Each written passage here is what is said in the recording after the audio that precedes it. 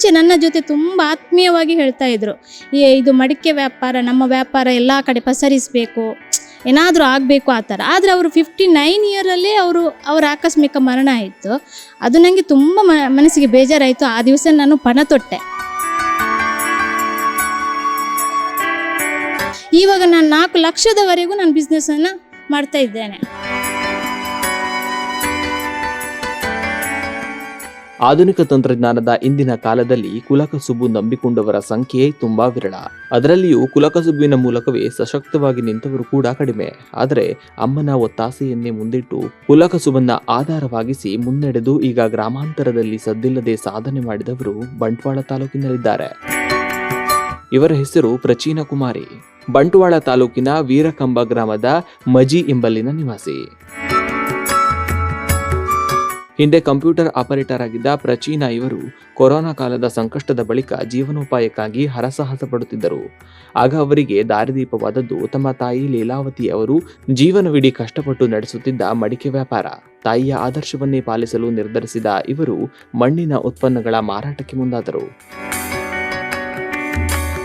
ನನ್ನ ಅಮ್ಮ 2019ರಲ್ಲಿ ಸಡನ್ ಆಕಸ್ಮಿಕ ಮರಣವನ್ನು ಹೊಂದಿದ್ರು.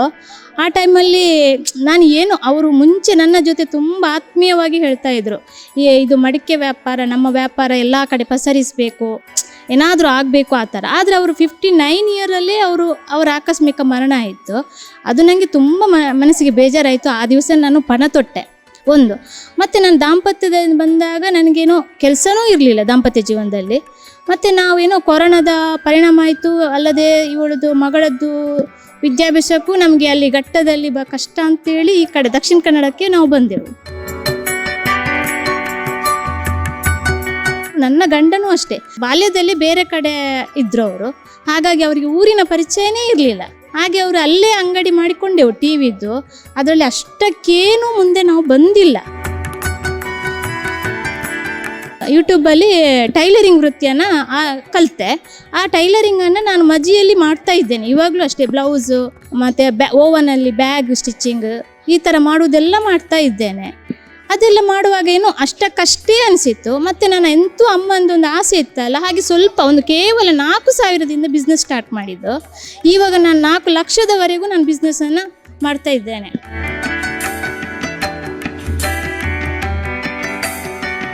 ಇವರ ಈ ಪ್ರಯತ್ನಕ್ಕೆ ಉಮಾಮಹೇಶ್ವರಿ ಸ್ನೇಹ ಸಂಜೀವಿನಿ ಒಕ್ಕೂಟ ಬೆನ್ನೆಲುಬಾಗಿ ನಿಂತಿತು. ಸಂಘದಿಂದ ಪಡೆದ ಹಂತ ಹಂತದ ಆರ್ಥಿಕ ನೆರವಿನಿಂದ ಪ್ರಚೀನ ಅವರು ಮಜಿಯಲ್ಲಿ ಅಮೂಲ್ಯ ಎಂಬ ಮಳಿಗೆಯನ್ನು ಆರಂಭಿಸಿದರು. ಕೇವಲ ಅಂಗಡಿಯಷ್ಟೇ ಅಲ್ಲದೆ ಜಿಲ್ಲೆಯ ವಿವಿಧ ಜಾತ್ರೆಗಳು ಹಾಗೂ ಸಂತೆಗಳಲ್ಲೂ ಸ್ಟಾಲ್ ಹಾಕಿ ಮಡಿಕೆ ವ್ಯಾಪಾರವನ್ನ ವಿಸ್ತರಿಸಿದರು. ಮೂಲ ಕಸುಬು ಮತ್ತೆ ಸ್ವಂತ ಉದ್ಯೋಗ ಕೂಡ ಏನಂದ್ರೆ, ಬೇರೆಯವರ ಕೈ ಕೆಳಗಡೆ ಅಡಿಯಲ್ಲಿ ಕೆಲಸ ಮಾಡೋದಕ್ಕಿಂತ ಸ್ವಂತ ಉದ್ಯೋಗ ಒಳ್ಳೆಯದು ಎಂಬುದು ಸಂಜೀವಿನಿಯ ಉದ್ದೇಶನೂ ಅದೇ ಇತ್ತು. ಆ ಉದ್ದೇಶದಿಂದಲೇ ನನಗೆ ತುಂಬ ಖುಷಿ ಆಯಿತು. ನನಗೆ ತುಂಬ ಸಪೋರ್ಟ್ ಕೊಟ್ಟದ್ದು ಸಂಜೀವಿನಿ ಯೋಜನೆ. ಎಲ್ಲ ಮಾರುಕಟ್ಟೆಗೂ ನನ್ನನ್ನು ಅವರು ಕಳಿಸಿಕೊಟ್ಟಿದ್ರು. ಅಜ್ಜ ಅಜ್ಜಿ ಮತ್ತು ನಮ್ಮ ಅಮ್ಮ ಎಲ್ಲ ಮಾಡ್ತಾ ಇದ್ರು. ಮಾಡಿ ಅಮ್ಮ ತಲೆಯ ಮೇಲೆ ಹೊತ್ತುಕೊಂಡು ಈ ವೃತ್ತಿಯನ್ನು ಆರಂಭಿಸಿ ದರಿಬಾಗಿಲು ಮತ್ತು ಪನೋಲಿ ಬೈಲಲ್ಲಿ ಮಾನಿ ಕಲ್ಲಡಕ ಎಲ್ಲ ಕಡೆಯಲ್ಲೂ ಅವ್ರದ್ದು ಬಿಸ್ನೆಸ್ ಇತ್ತು, ವ್ಯಾಪಾರ ಇತ್ತು. ಅನಂತರ ನಾವೇನು ಮಾಡಿದೆವು ಅಂದರೆ, ಬೇರೆ ಕಡೆಯಿಂದ ತಂದು ಇದೇ ಕುಲಕಸುಬನ್ನು ಮುಂದುವರಿಸಿ ಅದರ ಜೊತೆಗೆ ಬೇರೆ ಬೇರೆ ಟ್ರೆಡಿಷ್ನಲ್ ಸಾಂಪ್ರದಾಯಿಕ ವಸ್ತುಗಳನ್ನೆಲ್ಲ ಇಟ್ಟು ವ್ಯಾಪಾರ ಮಾಡ್ತಾ ಇದ್ದೇವೆ. ಅದನ್ನೇ ನಾನು ಕೂಡ ಮುಂದುವರಿಸ್ಕೊಂಡು ಹೋಗಿ ಏನಾದರೂ ಜಾಸ್ತಿ ಇದರಲ್ಲಿ ಮಾಡಬೇಕಂತ ಇದ್ದೇನೆ ಇನ್ನೂ ಕೂಡ.